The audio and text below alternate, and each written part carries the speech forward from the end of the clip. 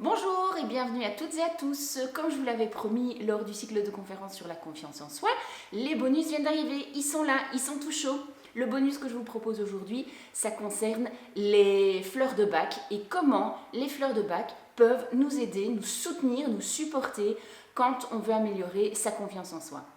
Pour ça, j'ai interviewé ma collègue et experte Véronique Massard. Véronique va vous expliquer tout ça dans la vidéo. D'ici là, si vous aimez les vidéos, vous likez, vous partagez. Vous pouvez laisser des commentaires sous la vidéo. J'ai mis les réseaux sociaux de Véronique dans la description. Et abonnez-vous à ma chaîne parce que d'autres vidéos vont suivre. Donc d'ici là, moi je vous laisse avec Véronique. Vous allez passer un super moment et avec ses explications sur les fleurs de bac. Et moi je vous dis à bientôt pour une autre vidéo. Eh bien, je m'appelle Véronique Massard, alchimiste émotionnelle, et je suis ici pour parler de fleurs de bac parce que dans alchimiste émotionnel, il y a transformer les émotions, accompagner à les harmoniser, c'est vraiment ça mon dada, c'est accompagner chaque personne qui vient à ma rencontre à vivre de manière harmonieuse, joyeuse, fluide et légère, et donc ça passe par l'harmonisation des émotions. Donc aujourd'hui on va parler de fleurs de bac, j'utilise également les constellations familiales, les éco-rituels, mais le sujet du jour, ce sont les fleurs de bac qui sont vraiment, je pense, mes outils chouchous. Vraiment, je suis donc conseillère agréée en fleurs de bac, l'agrément, je ne sais pas de quand il date et c'est pas très grave, mais vraiment elles sont le fil rouge, elles sont l'essence de ma vie, elles vivent à travers moi. On me dit souvent quand tu parles de fleurs de bac, tu clignotes de partout. Voilà, je scintille, je pétille, elles m'habitent, elles sont là, elles font partie de mon quotidien depuis maintenant plus de 10 ans. Ça fait 10 ans que j'ai commencé à me former, en les ayant déjà croisées avant, mais plus de 10 ans que j'ai vraiment entamé mon chemin de découverte des fleurs. Alors, comment fonctionnent les fleurs de bac? Eh bien, on dit souvent, ah les fleurs de bac c'est pour les émotions, ah les fleurs de bac c'est du placebo. Donc je vais prendre un moment pour expliquer que c'est plus que les émotions et plus que du placebo. Une fleur de bac, un élixir de fleur de bac, c'est de l'eau informée. Donc je te passe sur tous les détails de comment on les fabrique. Ce sont des processus alchimiques, d'où l'alchimiste émotionnel. Donc on récupère l'énergie, le message vibratoire d'une fleur. Donc les 38 fleurs là, chaque flacon contient le message vibratoire d'une fleur. Okay. D'accord? Et une émotion est douloureuse à partir du moment où elle vient en contradiction avec nos valeurs, ou qu'elle vient réveiller une mémoire de quelque chose d'ancien. D'accord? Et donc, une émotion douloureuse, c'est une vibration qui n'est pas juste pour nous, quelque chose de disharmonieux dans notre système vibratoire et émotionnel. Et donc, qu'est-ce que l'énergie de la fleur qu'on va absorber, ou du mélange de fleurs qu'on va absorber va faire? Eh bien, c'est venir réharmoniser cette vibration pour que l'émotion soit transformée. Et donc, il n'y a pas de bonne ou de mauvaise émotion. Il y a une émotion qui est joyeuse, qui est agréable, et c'est très bien, et on s'en réjouit, on vit avec. Et puis les émotions qui sont compliquées. Et c'est chaque fois les deux faces d'une même pièce. Donc, on va parler d'une émotion de peur, et bien, de la peur, on va passer à l'héroïsme. Ça, c'est une fleur. De la tristesse, on va passer à la joie. Autre fleur. Mais c'est chaque fois les deux faces d'une même pièce. Et cette même pièce, c'est l'unité. Donc prendre des fleurs de bac, c'est revenir à l'unité. Et l'unité, elle est propre à chacun. L'harmonie, mon état harmonieux n'est pas ton état harmonieux. Et vraiment, tout le chemin avec les fleurs de bac, c'est revenir à plus d'harmonie dans notre vie. Et au plus on est en harmonie avec soi, au plus on est en harmonie avec le monde. Donc ça, c'est vraiment tout le chemin que je propose, notamment avec les fleurs de bac. Et donc, c'est harmoniser toutes les sphères de notre vie. Alors, avec les constellations, c'est plutôt ce qui est familial ou professionnel. Et avec les fleurs, que je mets bien sûr dans tous mes autres accompagnements, on va s'adresser à l'aspect émotionnel de la situation. Alors, je dis les fleurs de bac, c'est plus que les émotions parce qu'on les appelle des fleurs pour l'âme. C'est-à-dire qu'elles nous ramènent à la conscience de l'unité, à vraiment cet état profond de paix et de joie qui est l'état naturel de notre âme. Alors, on ne va pas disserter sur les blessures de l'âme, mais pour moi, l'âme, on ne peut pas la blesser. Par contre, elle voyage et donc il y a des expériences qu'elle vient faire, etc. Mais l'âme en elle-même est pure essence et donc pour moi ne peut jamais être blessée. Mais ça, c'est ma croyance. Mais donc, les fleurs de bac vont nous ramener au plus près de cette vibration la plus élevée et la plus juste pour nous, puisqu'elle est liée à notre ADN, etc. etc. Alors, tu m'as demandé de parler de fleurs de bac pour la confiance. Alors j'en parle avec grand plaisir. Ce qu'il faut savoir, c'est qu'il n'y a pas un problème de confiance, une fleur de bac. C'est ça qu'il est très très important de comprendre, c'est que les fleurs de bac, on dit c'est du placebo, c'est machin, c'est de l'eau informée. Donc déjà, ben voilà, faut accepter la mémoire de l'eau et tout ce qui va derrière. Et c'est aussi efficace à hauteur de du choix. C'est-à-dire que si la personne vit un problème de confiance et que je ne lui donne pas la fleur qui répond à ce qui est disharmonieux dans son problème de confiance, ça va servir à rien. Ou ça va pas être aussi efficace que ça pourrait. Donc il est très important quand on travaille avec les fleurs de bac de bien identifier l'émotion, comment elle se manifeste et quelle est la fleur qui va apporter la réponse. L'exemple le plus facile, c'est l'émotion de peur. Il y a 5 fleurs pour traiter la peur dans le système du Dr Bach. Parce qu'il y a 7 familles, dans la famille des peurs, il y a 5 fleurs, état de solitude, il y a 3 fleurs. On ne va pas rentrer dans les détails. Mais donc la personne qui vient me dire j'ai peur, dire ok, comment se manifeste la peur? De quoi avez-vous peur? Et est-ce que c'est vraiment de la peur dans le fond? Et donc déjà j'ai le choix entre 5 fleurs. Et si en fait la personne dit qu'elle a peur, mais ce n'est pas ça vraiment, ce sera une fleur d'une autre famille alors. C'est dit j'ai peur de me tromper. Est-ce que c'est vraiment de la peur ou est-ce que c'est du doute? Si c'est de la peur, c'est une des 5. Si c'est du doute, c'est une autre famille. D'accord? Donc c'est ça qu'il est vraiment important de poser comme postulat de départ. C'est on accueille la personne comme une page blanche. Alors bien sûr, je vais donner des pistes. Et c'est important de vraiment dire, ok, dans tout ce que Véronique raconte, là je me reconnais vraiment. Alors cette fleur-là, elle va pouvoir m'aider. Autre chose qui est important, c'est de prendre la personne à l'instant T.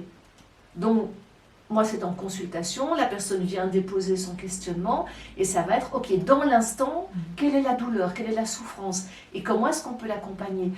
On ne va pas faire une psychothérapie où on va remonter à Mathusalem. On va prendre la personne dans l'instant, tout en étant que si elle vit, par exemple, un choc émotionnel maintenant, la douleur qu'elle ressent, ça peut être un petit quelque chose et ça prend des proportions énormes. C'est parce qu'il y a un écho mémoriel à quelque chose de plus ancien et la fleur, elle va harmoniser autant maintenant que plus loin. Puisque c'est de la vibration, elles peuvent remonter, alors si on y croit, elles remontent dans les vies antérieures. Donc voilà, ceci étant posé. Pour la confiance, eh bien, je t'ai sélectionné, je crois que j'en ai sélectionné 5. Alors, la première, je vais même les montrer. La première, elle s'appelle l'arche.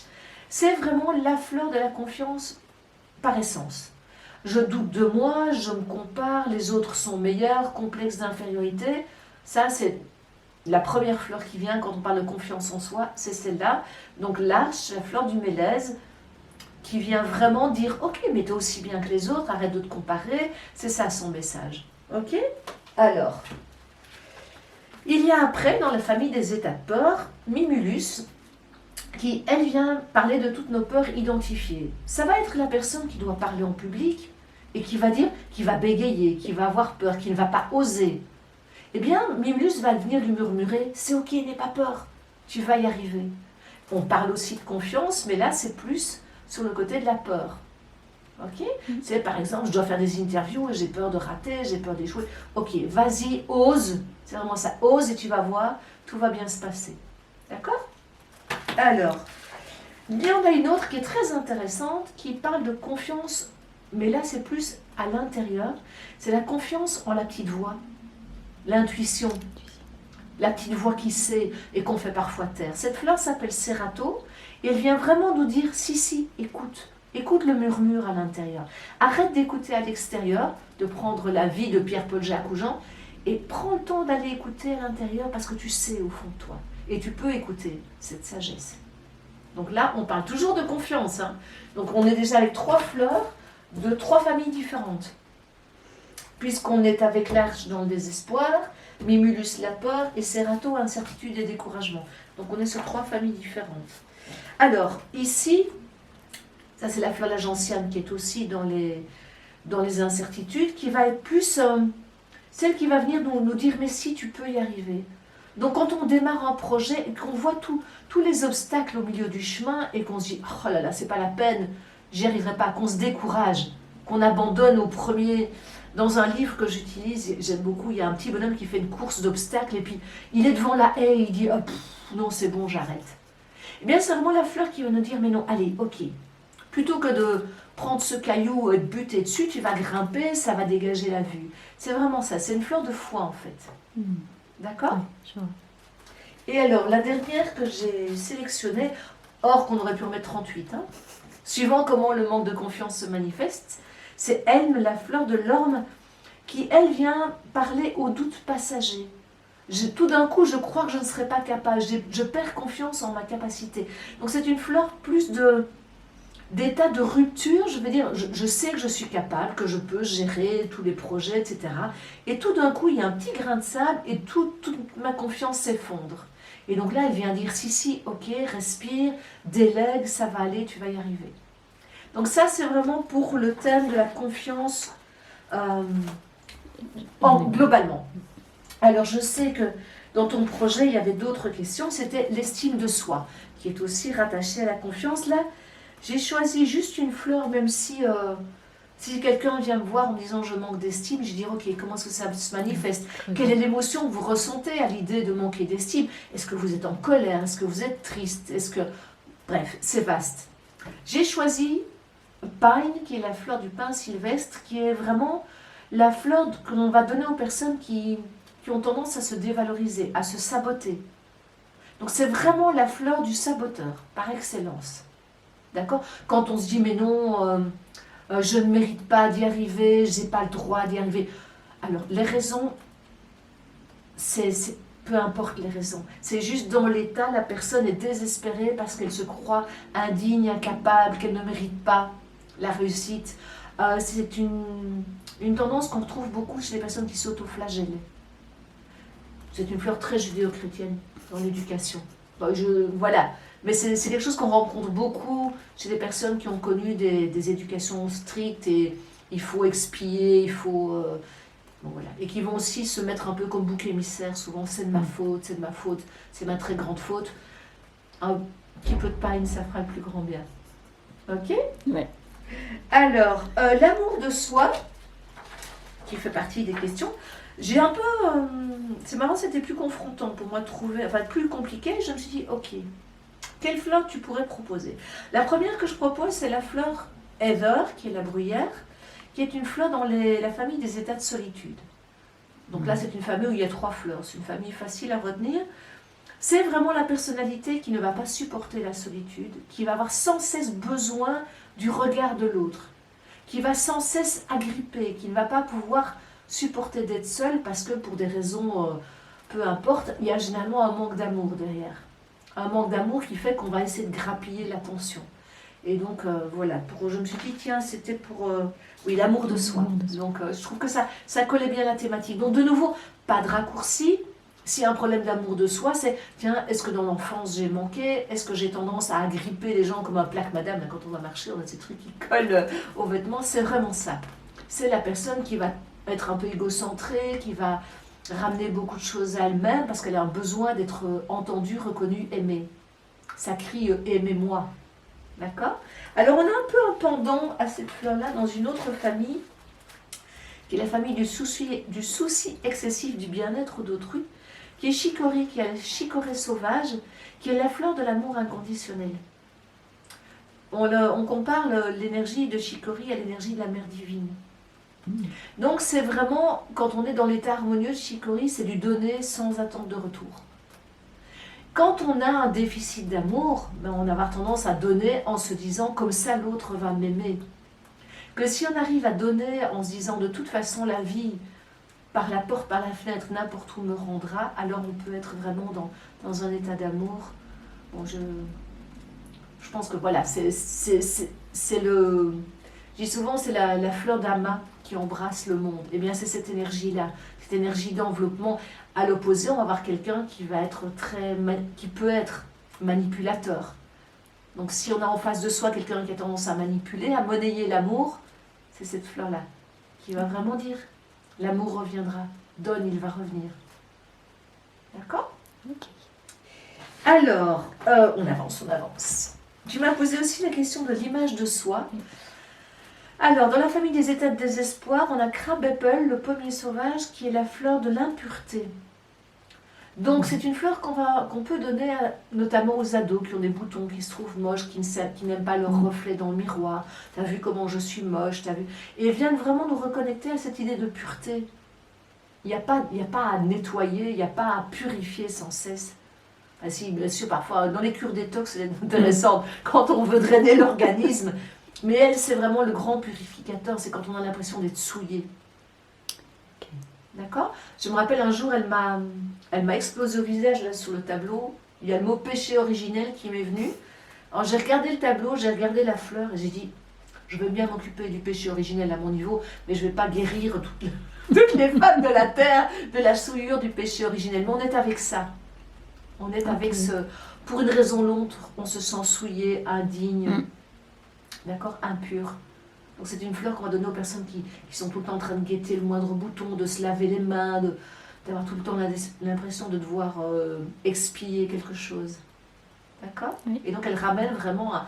Mais je suis parfaitement parfaite, telle que je suis. Je m'aime comme je suis, quoi. Je m'aime, oui, voilà, complètement. Alors la dernière... Oui, l'affirmation de soi. Alors l'affirmation de soi, j'ai choisi une fleur, mais bon, c'est vrai que d'autres auraient pu revenir, hein, mais j'ai vraiment essayé de prendre les différentes facettes. Celle-ci, c'est Centauri, qui est dans la famille de l'hypersensibilité aux influences extérieures, et c'est la fleur du oui et du non. Oui. C'est la fleur qui permet de dire des vrais oui et des vrais non. C'est vraiment celle de, ok, là c'est ma limite et c'est non. Alors, je dis souvent, c'est une fleur de génération. Toutes ces femmes auxquelles on a dit qu'elles devaient être au service d'eux, s'oublier complètement, toutes les mères sacrificielles, on pourrait leur donner du Centauri en intraveineuse, parce que c'est vraiment la fleur qui permet de poser une limite saine. Donc quand on dit personne ne me respecte, non, le respect c'est d'abord soi. C'est d'abord soi. Et donc elle permet vraiment de poser une limite saine. Comme je dis, la limite, elle varie d'une personne à l'autre. On n'a pas la même limite avec un parent, qu'avec un collègue, qu'avec un conjoint. Mais vraiment, elle nous permet d'être au clair avec nos limites, avec notre espace et de faire respecter ce qui est juste pour nous. Voilà l'affirmation de soi. Je trouve que c'est une belle manière de terminer, de terminer ça. Voilà, et puis moi j'ai des petites questions aussi.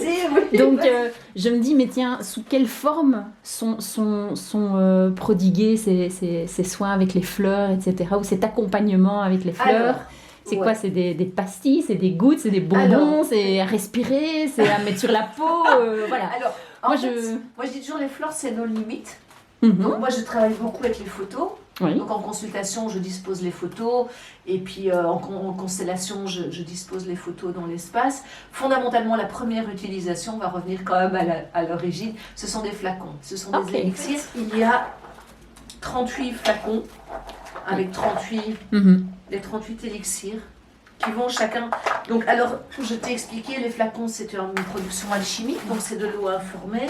Donc ici j'ai des élixirs avec de l'eau et de l'alcool, de l'alcool de conservation. Et donc quand les personnes viennent en consultation, eh bien on va élaborer ensemble, c'est vraiment une co-création. Une consultation en fleur de bac, c'est une co-création. Donc la personne va venir avec son questionnement, on va discuter, je vais suggérer des fleurs, je dis écoutez, de ce que j'entends, je propose telle fleur parce que, si la personne dit non, ça ne me parle pas, ok, c'est que moi je suis allée trop vite ou que j'ai mal compris, mais c'est vraiment la personne qui va être acteur, actrice du changement.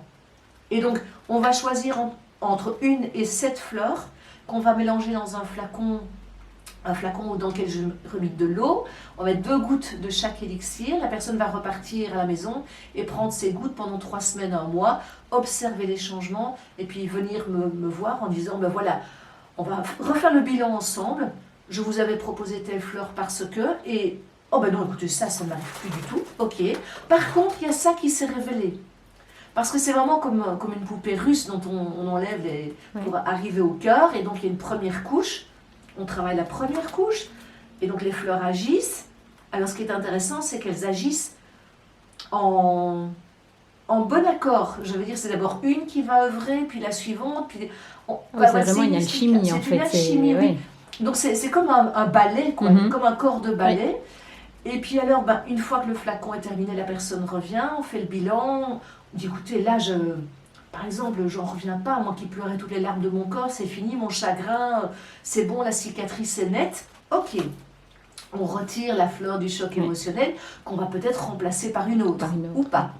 Et puis au bout de 3-4 rendez-vous, en général, la personne me dit, écoute, je vais bien, je n'ai plus besoin, et on se revoit éventuellement, parce que la vie n'est pas un long fleuve tranquille. Donc, voilà. Et est-ce que comme dans d'autres... comment vais-je dire ? Accompagnement ? Oui, dans d'autres accompagnements, est-ce qu'il y a des fleurs qui sont vraiment incompatibles ? Non, elles sont toutes compatibles. Donc ici, il n'y a pas de danger, en fait. Je laisse à tes auditeurs le soin de calculer entre 1 et 7 fleurs. Il y a 38 fleurs. Le nombre je l'ai su, mais j'ai oublié le nombre de combinaisons qu'on peut réaliser. Rien n'est incompatible. Et il y a parfois des personnes qui...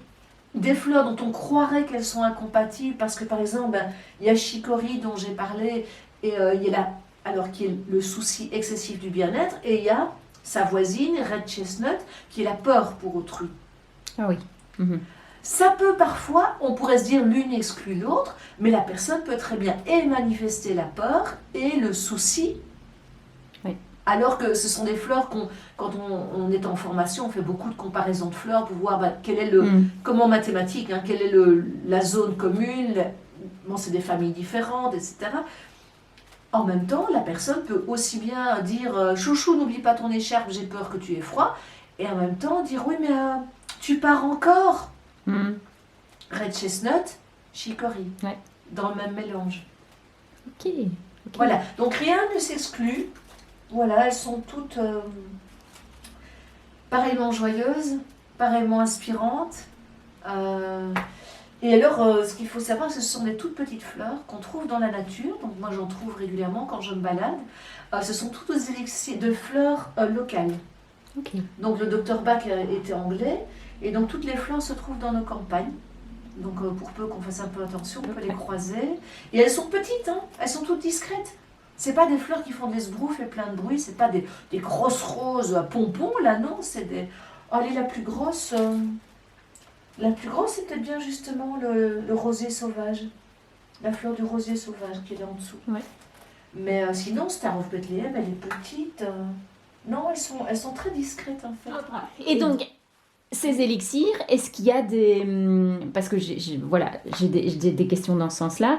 Peut-être des solutions frelatées, enfin, tu vois, qu'on peut trouver à moindre coût, mais qui en fait, oui. voilà. Mais c'est vrai que le processus de fabrication est très, très subtil, il est simple. Moi, j'ai fabriqué des élixirs, ils sont cachés là derrière. J'ai moi-même préparé des élixirs, mais bon, pour que ce soit agréé, puisque c'est considéré comme produit alimentaire, il faut acheter dans soit les... Pharmacie en pharmacie, ou chez des gens. bio. Ouais. Il faut voir que ce soit...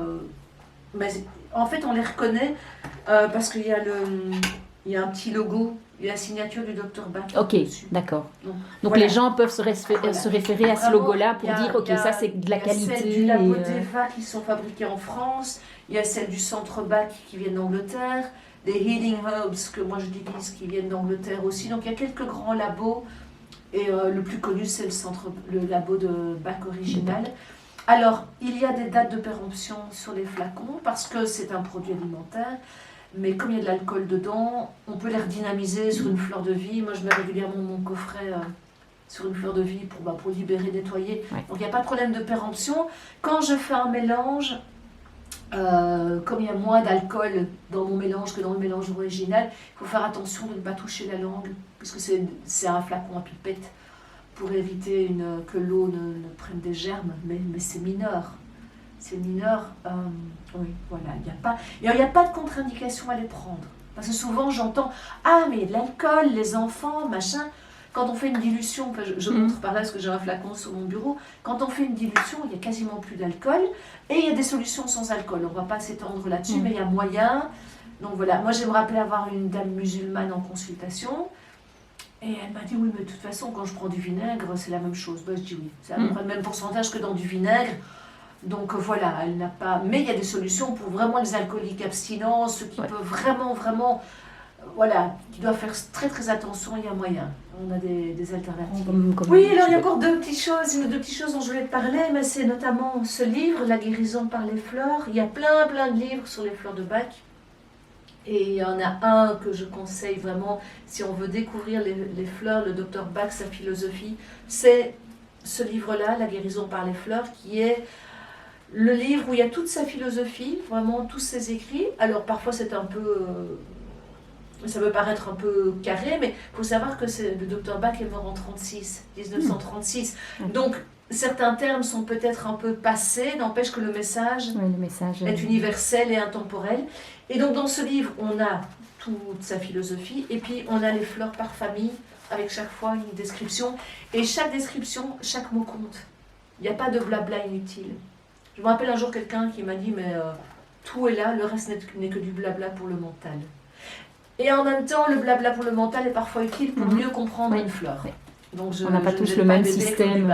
Parce que le Dr Bach, en fait, il faut savoir qu'il est mort en 1936. Et donc, il a cheminé, découvert les fleurs, fabriqué les élixirs, etc. Puis quand il est arrivé au bout des 38, il s'est dit, ok, je suis arrivé au bout. Et tout ce qu'il a fait, c'est collationner, rassembler, détruire une partie de ses travaux parce qu'il voulait vraiment garder la quintessence de son œuvre. Il a commencé, il a écrit, il a donné des conférences et il est mort dans son sommeil avec la conscience du devoir accompli. Et il avait 50 ans. Donc il est mort relativement jeune. Relativement jeune, ouais. Et donc voilà, c'est vraiment ça, c'est simple, mais simple ne veut pas dire facile. Simple, c'est ok, on suit le flux et on y va. Voilà, donc ça c'est la guérison par les fleurs. Le mien est dans un piteux état parce que je m'en suis beaucoup servi. La dernière chose dont je voulais parler, qui est le rescue, qui est le remède le plus connu, c'est vraiment ma porte d'entrée quand je parle de fleurs de Bach. Et parfois les gens me disent « Ah oui, je connais, j'ai pris rescue, c'est juste extraordinaire. » Je dis « Ah mais quelle bonne nouvelle !» Ou bien « Bon non, ça sert à rien, j'ai pris rescue, ça ne sert à rien. » Alors je questionne et les personnes m'expliquent dans quel contexte elles ont pris rescue et pourquoi ça ne fonctionne pas. Pourquoi est-ce que rescue ne fonctionne pas? Parce que rescue c'est urgence. Rescue c'est 5 fleurs. C'est un mélange de 5 fleurs, le seul mis au point par le Dr Bach, dont le but est d'agir en cas d'urgence. Et donc c'est un remède qu'on prend de manière ponctuelle.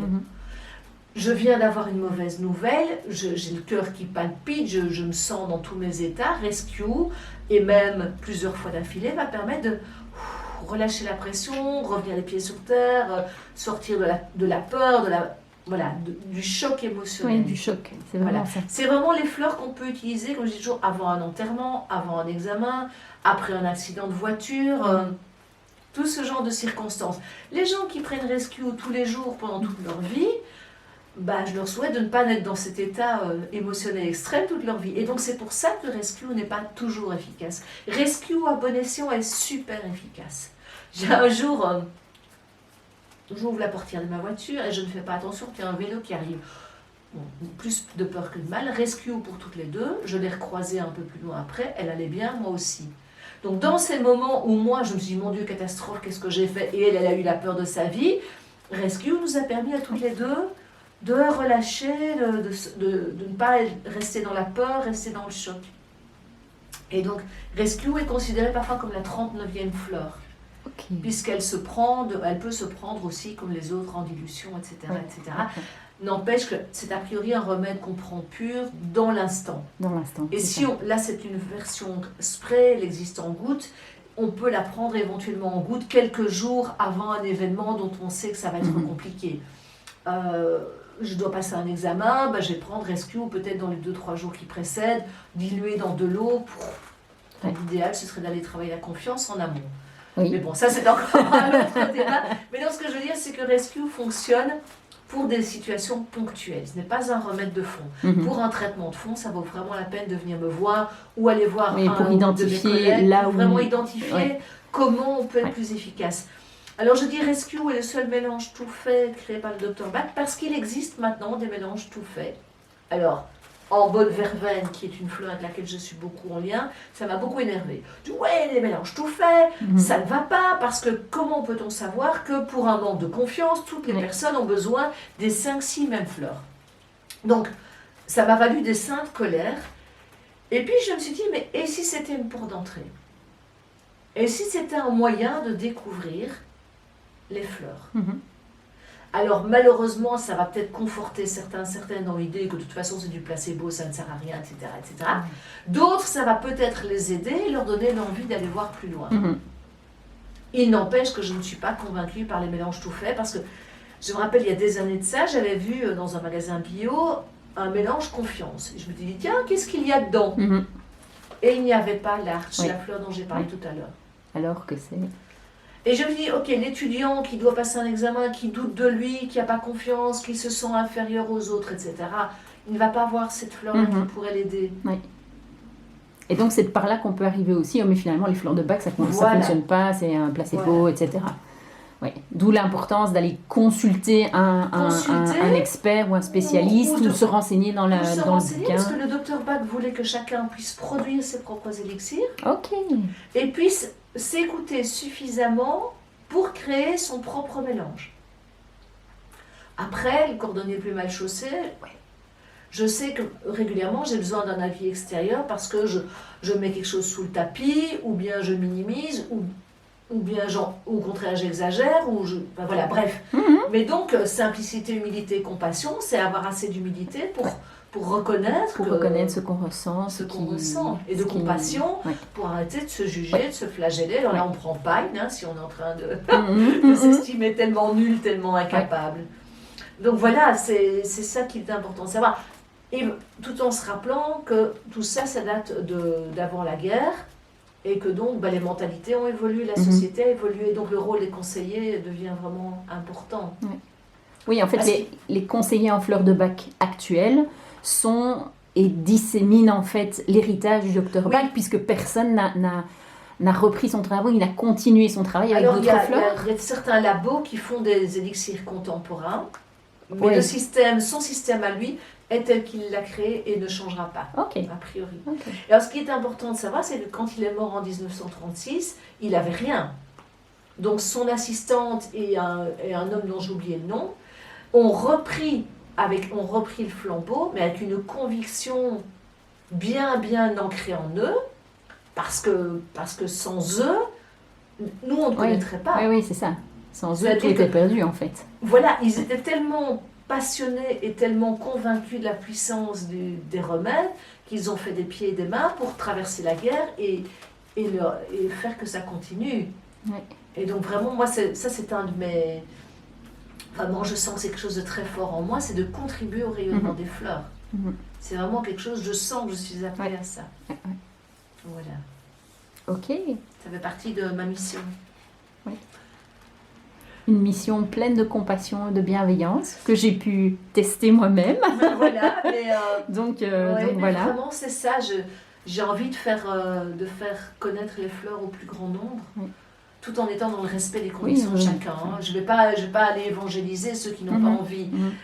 Par contre, si on me laisse la possibilité de parler, comme tu me le fais aujourd'hui, je vais vraiment y mettre tout mon cœur et tout mon amour et toute mon amour et ma passion pour les fleurs. Comme je dis, je fais comme Madame Larousse. Moi, j'ai l'image du vieux logo de Larousse. Il y a envoyé une dame avec un pissenlit et je sème à tout vent. Eh bien, c'est ça. C'est vraiment ça mon envie, c'est de semer et puis que les graines prennent là où c'est juste qu'elles prennent. Et certaines graines vont rien donner, d'autres vont donner très vite, d'autres plus lentement. Et c'est ça la beauté de l'histoire. Et on souhaite à l'univers une excellente récolte. Mais voilà, voilà, que les esprits s'ouvrent, que les mentalités évoluent, parce qu'un jour, je sais qu'on aura des microscopes suffisamment puissants pour montrer la puissance des remèdes. Parce que pour l'instant, si on analyse une goutte d'élixir, on va avoir de l'alcool et de l'eau. Voilà. Or, Emoto a bien montré que l'eau a de la mémoire. Bon, là, certains scientifiques sont encore un peu... Voilà, et c'est ok. Et c'est ok, voilà. Et c'est ok. C'est de vraiment accepter de voir plus loin que ce qu'on connaît déjà, de ce qu'on a déjà pu prouver par A plus B. C'est pas grave, ça viendra. Ouais.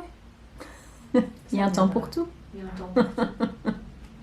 Je te remercie beaucoup, Avec Véronique. plaisir, vraiment. De rien. Avec grand plaisir.